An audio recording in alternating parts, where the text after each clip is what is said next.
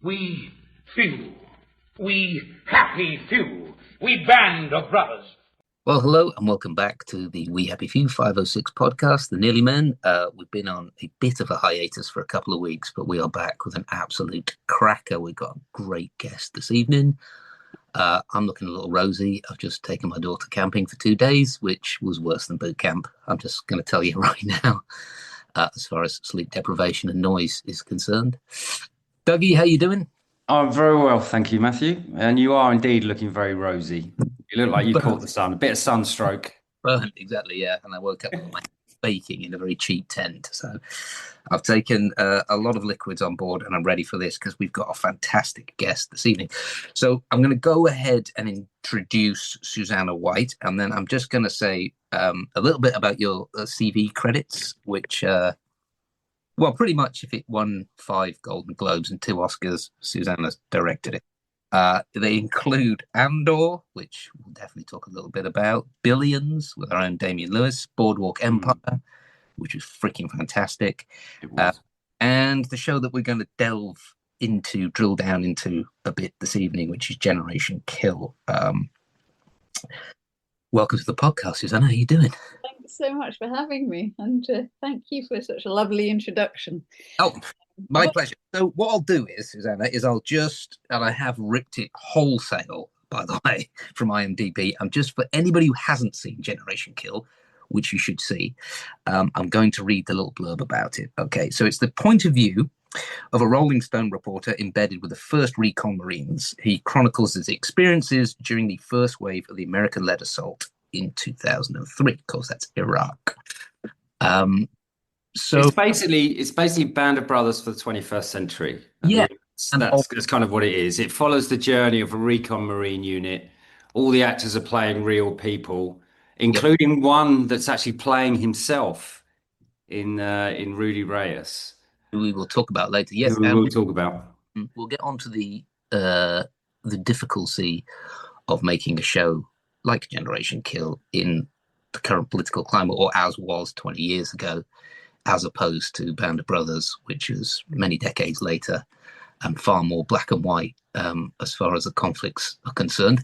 But I'll start with my first question, which is long and slightly pretentious, so I've been trying to edit it with one eye as I'm talking to you. The book, Evan Wright wrote the book. Am I correct in saying that? So there's an amazing tradition of American writers that write books of that ilk. One of my favorites is Dispatches, about the Vietnam War, that's written in that sort of, I don't know, rock and roll journo, gonzo type of way. How did the book come to you? How did you find the book, Susanna? And was it a big part of your research, or was it more visual in interviews? So basically, I came to it quite late. David Simon, an incredible talent, the man behind The Wire, had already adapted Evan Wright's book when it was sent to me. And it was sent to me almost by mistake. Like, I still to this day pinch myself that I got this job, because at the time I directed documentaries and then a Charles Dickens adaptation, Bleak House, sort of with people in corsets. And I'd done no action and I'd done no CGI, and it was sent more sensibly to Kevin MacDonald, who had the same agent as me, who had done things that you might think more appropriate. But Kevin was busy and passed on it, and my agent sent it to me. And at first it seemed so far outside my comfort zone. It came with because David Simon is famous for not compromising, using the language that's the vernacular of his character. So when he did The Wire, it was like the street language of drug dealers in Baltimore. And so David used Marine language, and it came with a sort of glossary of terms, and it was like reading a foreign language when I first read it. To be honest, I was like scared stiff of it when it arrived, and yet it was David Simon. It seemed incredibly exciting. The writing was so brilliant, and to be given the opportunity to work on something like this seemed extraordinary, especially as a kind of woman. At the time I was starting out, there weren't that many women directing at that point. So I got into the room, and then David Simon and I completely hit it off, because I think a lot of other directors were going in talking about how they do the explosions, and I went in and talked about the characters, how they're transformed by going to war, and saw it really as a road movie of this, you might say it's like a family road trip, with the characters in the lead Humvee being the mum, the dad, the kid in the back is trembling, saying, "Are we nearly there yet? And can I kill someone?" And so I sort of probably approached it with fresh eyes in some way. So that's a very long-winded answer to say that it was David who'd done the adaptation, but Evan, the wonderful Evan Wright, was around all the time on set, as well as 2 military advisors who'd been there during the real campaign. Now I'll shut up and you can come back to you. What did you see as the biggest, once you got the scripts, and obviously you had it came from this book by Evan Wright. What did you see as the biggest challenge? Because like you say, there's these big kind of military set pieces, but you're just delving into the characters as well, of which there are a lot. And and they're all kind of shot in this very confined space of the Humvee. Almost the entire series takes place in this Humvee. What was the biggest challenge for you, do you think, at that time? One of the big, I knew the writing was there. I knew that the language was brilliant. The characterization was brilliant. It was a very practical thing of how can a viewer tell these people apart, because they're all wearing the same clothes. Yeah. All got very short hair. And so we would do things to personalize them a lot. Like even the Humvees, we would, like, one Humvee had a hula girl on the dashboard so that you could differentiate it from another Humvee. So it was sort of subtle things like that. And I suppose for me, to have a cast that was entirely men, every speaking part in Generation Kill was a man. And I think maybe the biggest challenge was just proving myself, because there was a lot when I arrived of like, why is this woman who normally directs corset drama directing this? And so I think the biggest challenge was probably being taken seriously as the person in charge of that set. But it didn't actually. David Simon trusted me implicitly. We rehearsed for a week, and then he said, "Well, you know what you're doing. I'm going back to Baltimore," and he left me in charge with Ed Burns, who's his writing partner, who'd been in Vietnam. And I think, after a day, people started listening. So I think people just get scared, and they want to feel safe. Actors want to feel safe, and so it was because they would have been incredibly nervous as well, because there is, like, from Matthew and I's perspective, there is a credible responsibility when you're playing real people, especially since they were all kind of still living and still around, and it's their reputations that they're kind of upholding in a way. So they would have been feeling the nerves as well, the actors, I'm sure. And David was nervous, I think. David Simon knew the responsibility of portraying real people. Almost the sort of most nerve-wracking moment was when we screened it to the real people, but we could maybe come to that later. Yeah. But we did have these wonderful military advisors on set all the time. So I think a lot of it was like grounding the actors and making it real. And that was my objective. I come out of documentaries and I wanted it to feel as real as possible. So we did boot camp with the actors.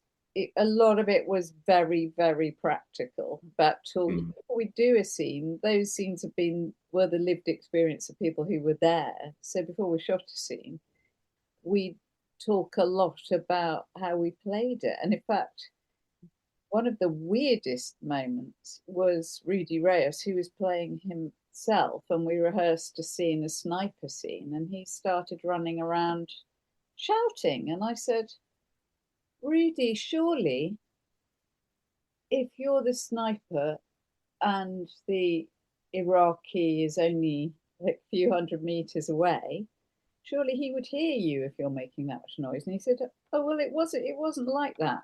So I said, well, why are you doing what you're doing? And he said, well, that's what people do in movies. So I said, okay, just forget everything you've seen in the movie. Let's rehearse it as it would have been for real. And so it really quiet. He said, well, it's kind of embarrassing. So I said, why is it embarrassing? He said, well, there's the sniper and the spotter, and you lie like really close. So I said, so you're not shouting. It's like you're in bed with someone, talking really quietly. And he said, yeah, I guess that's what it is. And I said, okay. And now can you take yourself back to the place after you fired the shot and after you've hit him, what that felt like? And so one of the most interesting things was getting Rudy to play what he'd experienced. Wow. And that particular scene's really interesting because when they get the sniper out, it's him and what's the other guy there? I forget his name, the guy with the tash, because Rudy's actually the spotter. And I think the very interesting thing about that sequence is when they go back to the Humvee, one of the guys asks Rudy what it was like to kill, even though he wasn't pulling the trigger. He was the spotter. And that really conveyed to me about the sniper team that Yeah. you get a kill together, that even though you didn't pull the trigger, you still, I thought that was such a clever part of the script that the character, that it was Rudy that was asked what it's like to kill, not I forget the guy's name off the top of the head, the guy that pulled the trigger. I thought that was a really fascinating scene and a great insight into a sniper team and how it's perceived. Yes, and the closeness of that relationship. Yeah, exactly. Yeah. Yeah, Wow. and how they both process it afterwards, I guess. That they're sort of joined together, Be responsible. jointly responsible. Yeah. Did you find yourself then, you know, going through a lot of stuff with Rudy because he was there, or did he at any point sort of go, no, it wasn't like this. This is not how it happened. What did you refer to him more, or did you try and keep? I mean, there was Eric Cocker, who was our other military advisor, and Jeff Carrizales, and they've been there too, and I talked to them as well. And they Right. weren't. Eric Cocker actually didn't play himself; he played another character. Right. But they were less involved in the day-to-day acting, so they were more on hand to give military advice. But there was another. I think a lot of it was Rudy actually hadn't processed it fully himself at the time we were shooting it. So there was another extraordinary day, which is the day when Trombley, if you remember the boy in the back of the Humvee that Alexander Skarsgård's character is in, he's been dying to shoot someone, and he gets in the first. He gets his first kill, yeah. This camel herder boy, and there's a scene where the mother of the boy, it's actually the only woman in Generation Kill who has any kind of a speaking role, and she comes wailing into camp, dragging the body of her child. And Rudy went really, really quiet. And I actually thought maybe he'd had some bad news from home or something. And I said, are you okay, Rudy? And he goes, man, he said, I just realized what we did. And I think it was the first, he was seeing what he'd done from a different perspective. And I think it was deeply shocking to him processing that and how other people might see it, and then letting himself feel that. Yeah. Wow. It was an extraordinary aspect of making this. Whereas I think Evan was, he'd lived more. Rudy's life had been growing up in children's homes, going straight into the military, being obeying orders basically. And Evan probably, I think had a more worldly perspective, perhaps a different perspective. Not a military perspective. And so it was, it was huge and very humbling moments like that. Mm-hmm. Do you think, Susanna, I'm trying to frame this question so I don't sound like a tit, which I will. I think the question is, you being a woman directing such a testosterone-fueled show that is about war, but like you say, there are no female characters in that particular events that you're following. Well, we had totally male military advisors and all male directors. There wasn't a lot of female input into what we did on Band of Brothers. And what is the different like? Women see things differently. They're more nurturing. They can see past things. Like, I have such a singular way of looking at stuff, and my wife can see 15 things at the same time, especially when it comes to problems. And do you think that you were able to just question things more easily? Yes, but why? Or what were you feeling here? Or is it? I mean, I'm not saying. What I'm trying to say is, obviously, you're an incredibly talented director, and I don't want to take away from that. But yeah, so like my dad was in the Normandy landings and was captured in Normandy. He was Jewish and he was captured, and he spent the last year of the war in prison camp, and it deeply affected him. So I grew up with a man who'd been very affected by going to war, and he was a wonderful, wonderful man. So I was very interested in what war did to you psychologically. right. And I guess for me, as I said earlier, testosterone wasn't kicking in. So, other people were saying, oh, do you want to press the red button and blow up the building? And I'm going, well, not really, no. I'm like more interested in what the characters are doing. And then after a bit, I got to fire the weapons because I wanted to know what it felt like. And it did inform me, because I got this big adrenaline surge, huge, like nothing I'd ever felt. Even though they were blanks, but to feel the recoil on those weapons. I think what interested me is, how it was affecting these people and how it was changing them, what their expectations were going to war and how it changed them. So, for instance, one of the things I'm most proud of that we shot is the sequence of the ambush at Al Gharaf, which we spent a week shooting that scene. Ninja. Yep, I remember that. But almost what interested me most was the beat. So it's great. Like, we blow up a building, Humvees are going over cars are flipping, things happen, people get shot. But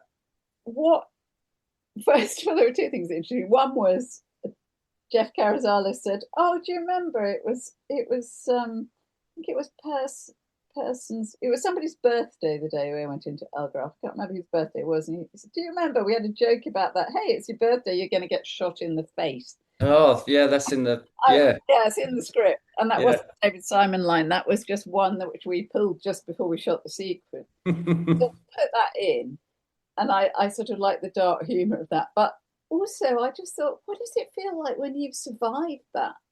Right. So I said to the guys, what does it feel like? And they said, well, actually, it's a bit like just after you've had sex, and it's like this, like, whoa. And so that's what I tried to capture. And I love that moment when they come out of Al Gharaf and they're like a bit dazed and a bit coming down of something. And it was those feelings, like it was like the subtlety of those feelings. So I was less interested. I guess what we see in conventional war films is all the adrenaline and explosions, and you see people wounded. But actually, I was interested in what was going on inside people's heads and their emotions and what stayed with them and what they might take home afterwards. Yeah, you alluded to it just then. I wrote a sort of question about it, and it's. I know there are actors that you're working with them, but you do have the military advisors and Rudy who was there. I'm assuming what fascinates you as well is the fact that you're real time or creating real time what these guys have gone through and how it's changing them as people and how it's going to change them for the rest of their lives. This is the epoch making moment. This is the point at which years of PTSD is going to manifest itself. And do they really know why they're here, what they're doing, what they've gotten involved in, or are they just swept along on the tide of adrenaline? And do they really want to be there? Do they want to be a part of it? It's kind of, there's a dichotomy, because like you say, it is a massive buzz to shoot a weapon, and I'm sure it's a massive buzz to be in certain parts of conflict at a certain time. But years later, when they're dealing with it, it's like, I can't believe I did that. I can't believe I was there. This has completely and utterly changed me and rewired me. And you're sort of creating those moments as you go along. Exactly. You know, it was like just the things that would make my dad well up out of nowhere. I was trying to sort of get to the bottom of what caused those feelings in someone. Yeah. I would have the same thing with my father. My father was in the Falklands and the Gulf, he was in Ireland as well, Falklands and the Gulf and stuff. And he would well up at the strangest things. Do you know what I mean? Like, he would let something that you just think, Dad, I don't think you really care about that. But he would become like a sobbing wreck about something. And then sort of you could slowly, if you wanted to, if he was willing to talk, you'd slowly sort of backtrack over something that clearly reminded him of an Argentinian conscript bent over another guy trying to hug him, and they'd both been shot through the head. That affected my father really badly. But I remember him coming home and him just being full of piss and vinegar, and we won type of thing. And then years later, it manifests itself. Years later, and it's fascinating to sort of to be part of creating that. And just think these guys don't know. They don't know what awaits them now. Well, did you get a sense that Reyes this was catharsis for him? Do you get a sense, because you said that you don't think he had processed up until this point? This is obviously years after the war had finished, and certainly after he'd been there. I wouldn't say it was total catharsis, but I think it was the beginning of it, and he'd be the first person to talk about going to have therapy and counselling and dealing with PTSD. But I think it was the beginning of him questioning it. Yeah, of course he's gone on to great things now. But I think he's an amazing person, Rudy, and we couldn't find any actor in the world who was capable of playing him, because he's like a unicorn. He's like, yeah. That's true. You weren't here, Doug, when Susanna was talking about this, but she actually went to boot camp. Oh, what? So so describe the boot camp, because we do have this little competition. I'm bigging myself up a bit because I was prepping the show and I was having to get ready to shoot it. But Andrea Calderwood and I did train with Rudy and the other military advisors, because we thought, well, everyone else is sweating it, and I got to fire the weapons, but not to the extent that they did. But I have to say, it's the fittest I've ever been. Being in Africa, training with Rudy Reyes. It was incredible. And it became a way of life. I've never known a healthier crew, actually, because then the whole crew got into it, and the hotel corridors were full of people working out the entire time, because I think what they taught us was you don't need expensive. If you're a recon Marine, you can work out with 2 rocks. You can pick something up in the desert and you can use it as a weight, or you can use the resistance of your body to do push-ups or whatever. We have option right now. I mean, there's a healthy population down there. You can start the 2 rocks gym. Right, exactly. But it was all about discipline, really, and it was all about everyone committing to be healthy. So yeah, it was the fittest film crew I've ever been part of. Wow. I guess I should ask. So you said that the writer. So was the writer also the exec producer? So there was David Simon and Ed Burns. Yes. Who were the main writers and executive producers. Evan Wright also did write some of the episodes. Okay. And was David Simon? Did David Simon ever come? Did he ever visit the set? Was he there permanently, or was Evan Wright? Who was there? So David and I cast the show together. We cast all the actors together. Oh, that's fascinating. All around the world. In America, in London, in South Africa. We had people looking. We looked in Australia. We cast the net so wide trying to find the cast. And the most liberating thing was that HBO didn't want any stars in the show. Right. Now look at Alexander Skarsgård and you think, well, he's a star, but actually he wasn't when we did it. What done since? Oh. That's so they were your boys then. Everyman quality. Yeah, they were your boys then. That's fascinating. I think it would have been, well, I don't know, but it would have been more difficult for you coming in had you not cast it, perhaps. Yeah, probably. Yeah. Yeah. So we were very much, like, we were very in tune with each other, I think, about what the show was. He liked that first of all, he loved that I'd done Dickens because he sees himself as a bit like that in writing these sort of episodic things with cliffhangers that are very character based. He liked that I'd come out of documentaries because I wanted to make something that felt very real. And so our approach to filming was sort of handheld 16mm, the older medium of documentaries. So you could watch it and almost think sometimes, is this real or is this not real? So you can't really, there's tons of CGI in it, but you can't really tell that much because it was used for aesthetics things. So like Camp Matilda, I think we had 7 tents for Camp Matilda and we replicate them, so it looks huge. And we had no was there one thing that you looked for when casting that? We did this symposium at the World War II Museum, was it? Yeah, it was. And the casting director of Band of Brothers gave like an hour-long talk about what she was looking for, what production was looking for their. And I never, as an actor, ever. I just thought like it's magic. You either get it or you don't. You know what I mean? Like, but the detail of how they thought out casting the show and how that the guys would then mesh together and all the different things like, can they be away from home for this amount of time? Can they, are they going to kick off? Are they going to have an ego? Are they going to need this? Are they going to be okay doing a boot camp? It really changes. That there were certain guys I think they wanted to cast that didn't really meet the remit.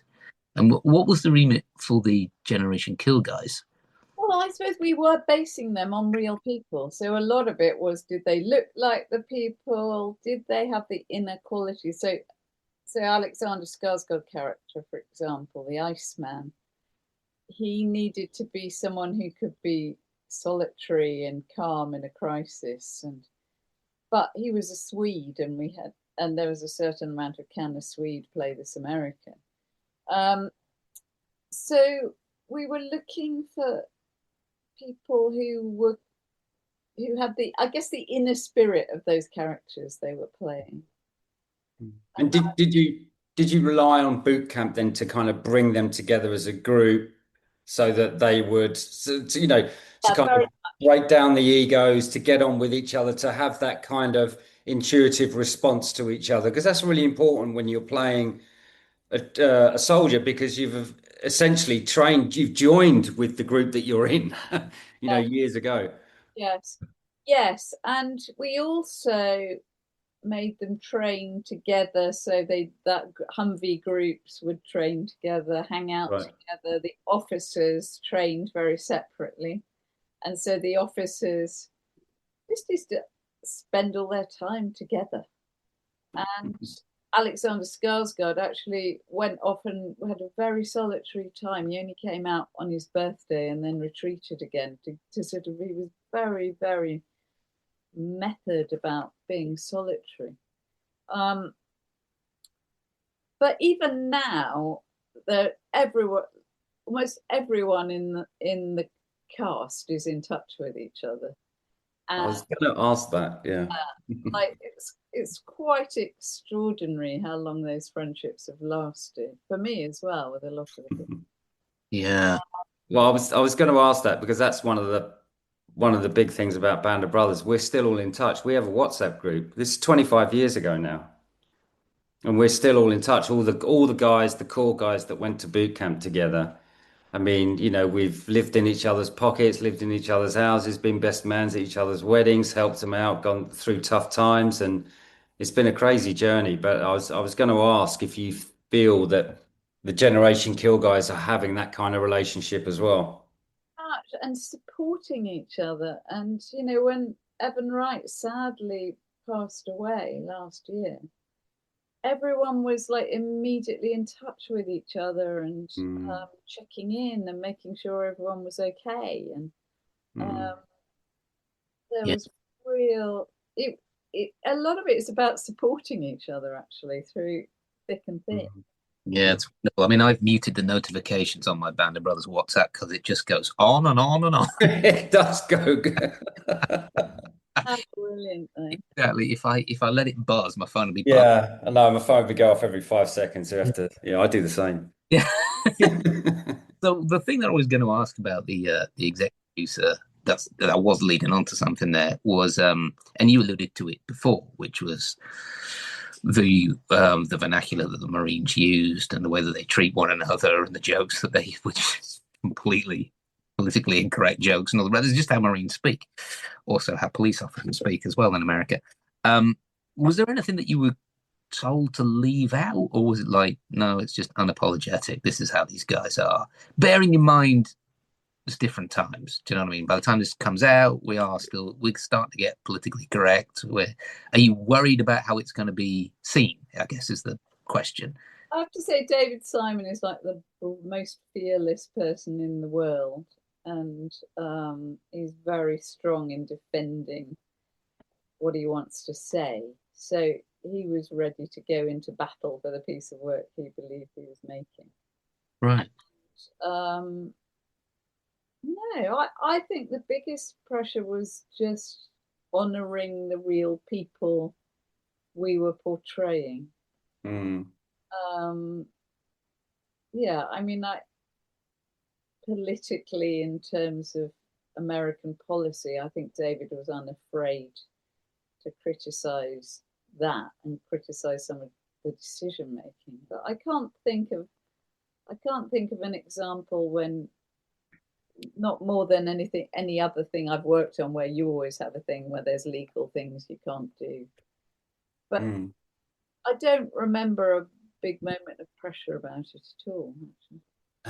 How precious was David over the script? Did the actors have to really be verbatim, or was he relatively loose? I mean, he wasn't there, but he writes very, very carefully, and he does a lot of setups and payoffs. So yeah, there'd be a line, like I'd have to ring him or Ed Burns if we wanted a line change, because often you think, oh, it doesn't matter if we lose that, but actually that thing in episode 3 is going to pay off in episode 7 quite often. So he plotted everything very exactly. So he really did care about his writing, I think. I mean, I don't think, and the other thing, really interesting thing to me, was he kept adding, like in ADR when we were dubbing, he'd be adding lots more background conversation that wasn't just rhubarb. It was real, proper, great conversation going on. I've listened to it very carefully, and it is really, really good stuff. Sometimes there's a funny story that you can tell is like being quietly said. It was brilliant. Stuff like that ever.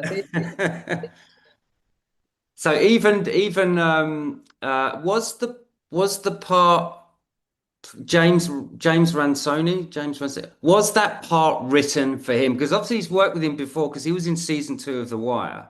He always had him in mind. It was who he wanted to play it. Yeah, because you struggle to think of anybody else that could play that with that pace. I think he had him in his head when he was writing it. What was it like working with him? He was great. He was a character. Yeah. Yeah, wonderful, really. Very, very high energy. Yeah. But yeah, I'd love to get him on. What an interesting guy. So has the show about whether women who directed corset drama could do the military thing, but but it's genius in a way because of what you said, because like, I don't know if that was fact or if you just assumed that other directors, when they were going into the sort of the pitch meeting or whatever, were saying, well, I'm going to shoot this set piece like this, and it's important to get this piece of action across, or this or that, and we're going to use this technology, and we're going to use this type of camera, and I'm going to use these great shots that I've seen in this film and that film or haven't been seen. You know, it's all this kind of stuff, and it's all. I mean, you know, I've worked with obviously hundreds of male directors, and one thing they've all got is ego. That's one thing they all have. They all think the sun shines out of their arse without with that, and it's just true. But it's fine because I'm a man as well, and I can spot it.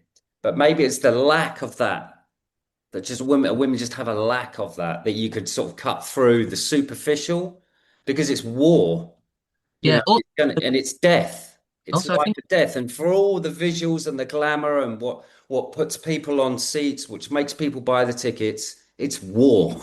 It's horrible. Who wants to be in a war? I think Catherine Bigelow was so brilliant. That's right. Catherine Bigelow was one of the big. And Claire Denis as well. I think, you know, women, I've had 2 children, you know, women are givers of life in some ways. Go through a lot to bring life physically, to bring life into the world. And you want, you know, that's a big generalization, but I think maybe women are more interested in preserving life than taking it away, or they know the cost of it. well, and also I think that the men were drawn to the testosterone blowing up stuff, whereas, I mean, it's probably speaking to your father and definitely speaking to my father, 99.99% of conflict is just sitting around on your ass doing nothing, making jokes. And I feel like you might be more interested in that and what's motivating them 99.9% of the time, because a tiny part of it is the actual conflict. You can blow stuff up as much as you want, but most of the stuff they were doing was arsing around, trying to keep the morale up. Yeah. So when it came out, I'm waiting for my favorite question. I just want how was it? When it came out? How was it received critically? Was there any kickback from people's views on the Gulf War, the second Gulf War as it was, or was it just taken as a piece of art? Do people love it? I mean, well, I mean, fantastic, so.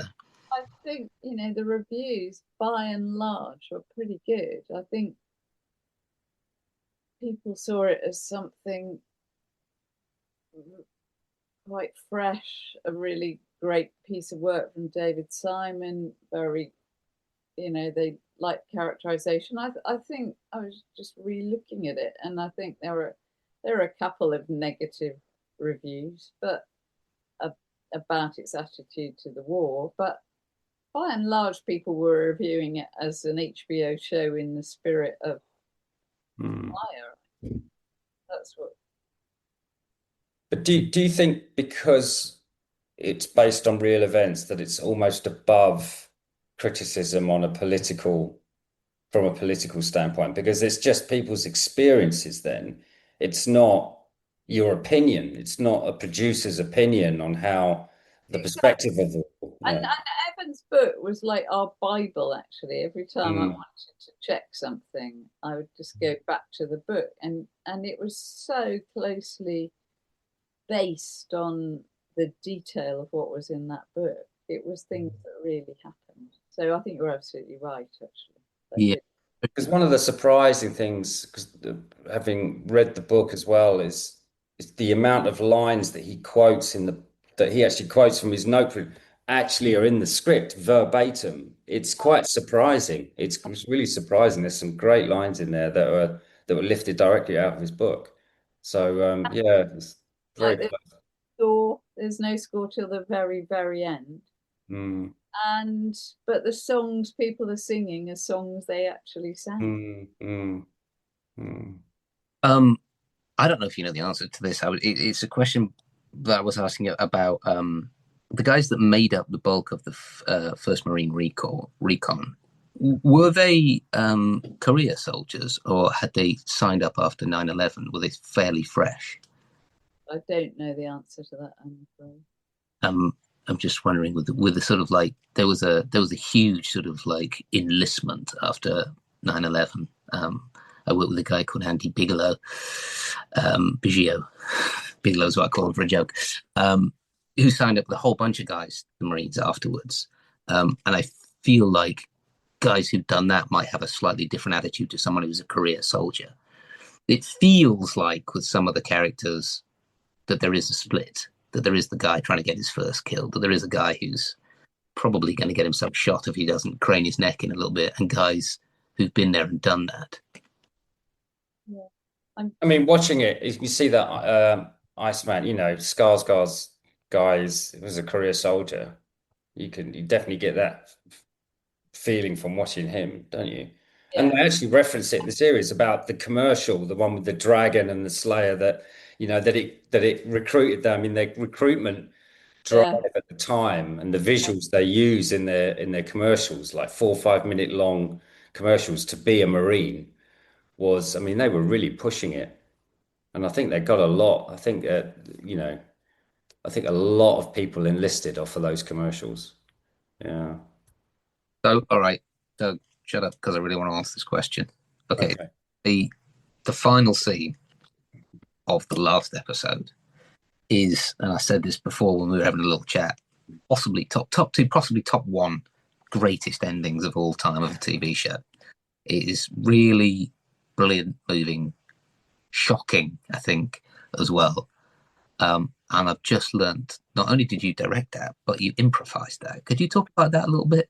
That's the section when the man comes around. So it was there was a writer's strike at the time, and David had written the episode, but he hadn't done what people were going to be doing in that final sequence, which was cut to when the man comes around. So I had to work out a shot where I would give each of our characters significant things to do that would, bring the series to a close. And I guess, at that point, the actors were totally inhabiting these characters. They'd been out in Africa for 6 months, living and breathing their characters. Because I actually directed the first 3. I went back and edited them, and I came back to direct the final episode. And it was wonderful to come back because I'd left them in character, but they were more themselves than ever when I arrived back. It was absolutely wonderful, but time I got there, because when I improvised, it was like improvising with the real people. That makes sense. They were, and Simon Catherine Jones, who directed the episodes between my episodes, he was brilliant at so many things, and he took it, further forward too. And so, no, it was sort of a responsibility, but actually something that was teamwork and that came quite naturally. And was it your idea for them to be watching the TV and then sort of peep? That was David's idea. That was David. Mm-hmm. It really, truly amazing, and just to see, I don't know, it was just incredible just to see how certain guys, clearly they're not going to take it well. Certain guys have got a mask on about it. Certain guys are like, yeah, no, fuck those guys. The other day they had it come in, and it was just, I found that the guy is just like fucking awesome. It's such a shocking moment. I mean, perhaps not for you because you're living it and you're in it, and maybe that's what the character would say, but like, find me somewhere else.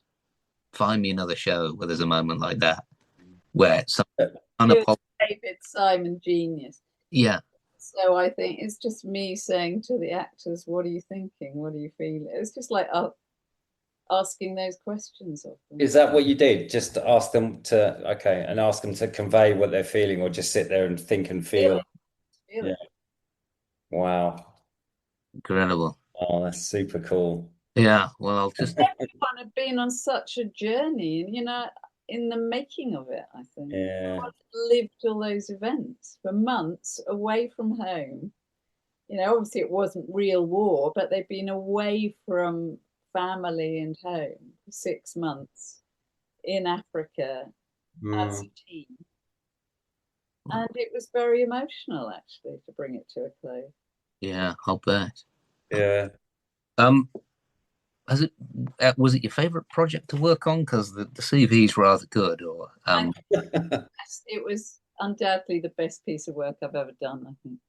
Oh, really? Yeah, Wow. I really feel that. I think it was a combination of talent. It was a combination of Evan Wright, who I think is the most extraordinary writer. of David Simon, who's utterly brilliant. Mm. Incredible cast by Alexa Fogel, who was the casting director, who brought them into us. And I think I was pushing the envelope of my own comfort zone, and I think I was so fresh to it that something happened. Mm. And I think maybe because I watched a lot of reference material before I shot it, but actually I think I was just trying to be truthful to what I felt to be true in the people I encountered and situations, and just pushing for the real all the time. And the nature of the material was so extraordinary, captured by those people. But Evan, I'm just reading Anthony Lloyd's book, this War of Mine, I Miss It So, about Bosnia, which is an amazing piece of war reporting as well. But the freshness with which Evan described that group of young men going to war and how they were changed by it. I think it was just a sort of alchemy of talent coming together. Yeah. But that's what it takes when I think HBO just believed in David, gave us a budget, gave us immense freedom to do our best work, and there was no, like, the only time they ever gave notes was on facial hair of the officers, and on some of the background of people we were casting in Africa they felt didn't look sufficiently like Iraqis. They were the only notes we got from HBO. So I think it was being allowed to just have a vision and carry it out. That's really rare freedom, right? I mean, the directors I know that work on series, they have to deliver their cut, but then they know that might not be the one that's shown, and then the notes get poured down of, oh, well, this is going to alienate some audiences, or we need to fill this gap, we need to explain this hole in the story. Less brave now, I think, than they were. Even, the BBC, like right across the spectrum, I think people used to be braver in the commissioning. And especially, I think it's partly an effect of the internet, that we live in a very reactive culture now.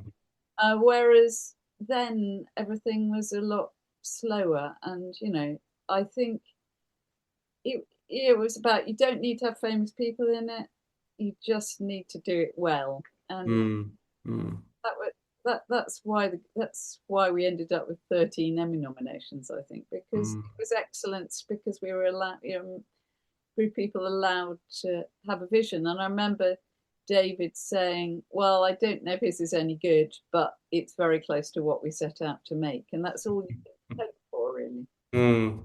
Yeah. What have you personally taken? Is there anything that you learned, or something or a memory that you have, or something that you may have, a quality that you may have exposed or gained about yourself that you've taken from this, from that journey? Very humbling. I mean, I think the biggest thing I learned, going to Camp Pendleton early on, watching the Marines training in a pool, machine guns over their heads, treading water. Like, I was expecting, like I'd seen in the movie, sergeant majors shouting at people, telling them they were shit. What struck me was actually the lack of testosterone in the people who'd been out and been killing machines in the field, because they had nothing to prove. They'd done it, and actually they were incredibly supportive. So, like, I was always the last kid at school to be picked for sport, and because I was useless, I got no hand-eye coordination or anything. Rudy just taught me how to train, how to be the strongest version of myself. If I was flagging, he'd come back and run beside me. And there's that ethos of like a team supporting each other. Yeah. So I think the brotherhood, the sense of being a team, the humility, it was the absolute opposite of what I thought I was going into. I learned a lot about myself, about pushing myself, yeah, physically, actually. Like now, I always train if I'm on a ship. I always physically train. I did notice you got some pretty good guns when you did that. Yeah. 2 tickets for the gun show, please, Miss White. No, I totally agree. We had the same on our boot camp. We had there was a bit of yelling and a bit of, but the guy that gave us the most input was a veteran of Iraq, a guy called Freddie Joe Farnsworth, who led men in combat, and I found him to be incredibly nurturing. And he could sense, well, no whatever mask you were putting on, if you were feeling vulnerable or whatever, and he'd take you to one side and he'd just say the right thing in a really nurturing way. Mm. And I think that's how he'd been with his men, and that's why he was such a successful combat NCO. It's not about yelling and screaming, and those are the worst type of leaders. And it is, you're only the chain's only as strong as your weakest link. You can't, you know what I mean? It benefits you to bring that guy up and have him standing on his 2 feet, not knock him down for no reason whatsoever. Yeah, exactly. And then sort of by extension, it taught me about directing, that it was okay not to shout and scream and just to quietly have authority as me and be the authentic version of myself. Yeah. Well, having seen your bicep, I would be terrified if you screamed at me. Well, they did teach me to box, and I carry that skill with me through life. No kidding. Doug's Yeah, I've got my secret weapon. Yeah. Well, listen, Susanna, we've had you for an hour. It's been an absolute pleasure. Thank you so much for coming. Thank you very much for having me. It's been really wonderful talking to you both. Thank you so much, and we'll send you a link, and best wishes with everything in the future. You've got an incredible CV. I'll be out for Yeah. you. Thanks so much. Yeah, thanks for coming on, Susanna. It's been a real honor to meet you. I've been a huge fan of that show, so it's really been fantastic. I really appreciate you coming on, and I know listeners are going to love it as well. So I thank hope you. they do. Thank you. Thank you very much. I wish you well. Thank you, you too. Bye. Oh. Made this joke, and she did laugh before she came on. She reminds me of when I first saw the NWA video "Fuck the Police," and I like some gangbanger to have directed it, and it's just this super posh dude called like Rudolph or something. Really? Oh, that's not what I expected at all. Rather charming middle class lady in East Sussex, Winnie the Pooh country.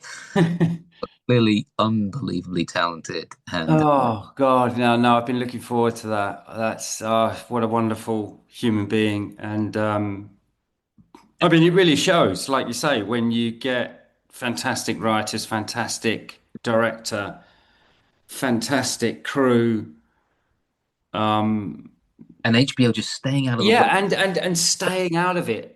way. Yeah. I mean, this is something that obviously because HBO produced that, they were the broadcasters for The Wire as well, so they knew that David Simon had this reputation.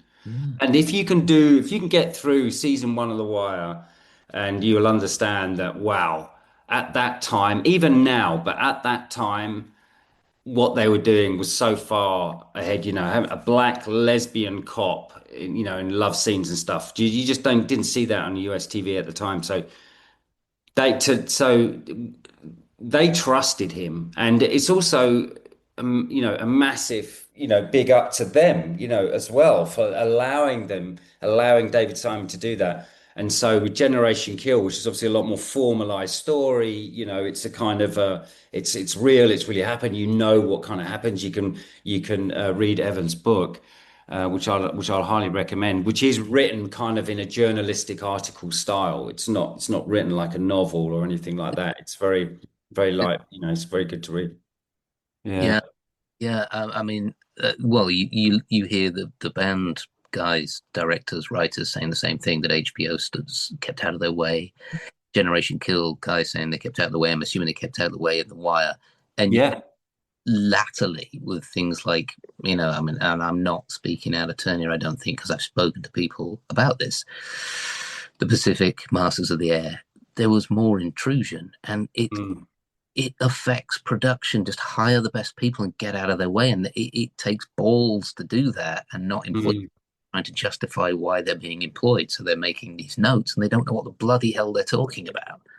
Yeah, I mean, I've been on set when those notes have appeared, when the producer has sent down things, oh, we're going to have to, we can't alienate this or say that in this scene, so we're going to have to reshoot it, or now there's going to be a hole in the story that we have to, I've been on set when these things are happening, when these notes are coming back, and, it's this micromanagement. And, for Susanna to do a job, I mean, when did they film this? 10, 12 years ago, 10 years ago now? It must have been 8, 9, 10 years ago. And she's, with the incredible career that she has, for her to hold this in such high regard is testament to her experience on it. Yeah, exactly. Yeah. I mean, I was going to ask her about other stuff, but clearly she was like, I just want to talk about this. This was a hype. Yeah. It was a melting pot of everything coming together at the right time with the right. Yeah. I mean, if any of our listeners, if you haven't seen Generation Kill, obviously please do. Comes from the book of the same name, written by Evan Wright, who's a journalist for Rolling Stone who was embedded with them, and it's fantastic read as well. There's also other soldiers who were there wrote their own biographies as well. That's really good. I got Lieutenant Vic's biography. It's called One More Bullet or something like that, The Last Bullet or something, which is absolutely brilliant.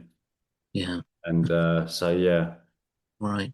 Well, I'll wind things up. Just one thing I wanted to say to the Patreon subscribers is we're putting together a day next month in Oldbourne. And it'll be a day event in Oldbourne, and it is free to Patreon subscribers as a thank you. We may sell tickets for people who aren't Patreon subscribers, but we're going to do some guiding, and I think the Barnes family might be there. We're going to get together as a big old thank you to anyone who is a Patreon subscriber can come on down free of charge, and we're going to hang out. I'll put some stuff on socials about that in the next couple of weeks. There'll be or two gear and machinery and vehicles and all that kind of stuff as well. But I thought we'd put something like that together as well. So just dropping that there while I remember. Right. It's been a brilliant podcast. Thank you so much, Dougie. And we will catch you all next week. Cheers, fellas. See ya. Thank you.